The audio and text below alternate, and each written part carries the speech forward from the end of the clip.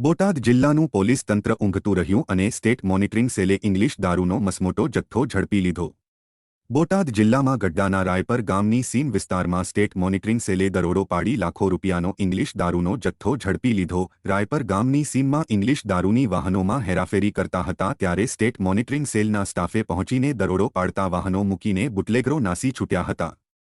State monitoring સેલે તપાસ કરતા English દારૂની કુલ 14,565 બોટલો મળી આવી હતી। સ્ટેટ મોનિટરિંગ પોલીસે ઇંગ્લિશ દારૂની 14,565 બોટલો જેની કિંમત ₹78,45,357 તેમજ 4 વાહનો જેની કિંમત ₹24 લાખ મળીને કુલ ₹1,02,45,357નો મુદ્દામાલ કબજે કર્યો। સ્ટેટ મોનિટરિંગ પોલીસે વિજયભાઈ રવુભાઈ બોરીચા અન્ય અજાણ્યા સહિત 7 શખ્સો વિરુદ્ધ ગુનો નોંધાવી વધુ તપાસ હાથ ધરી હતી।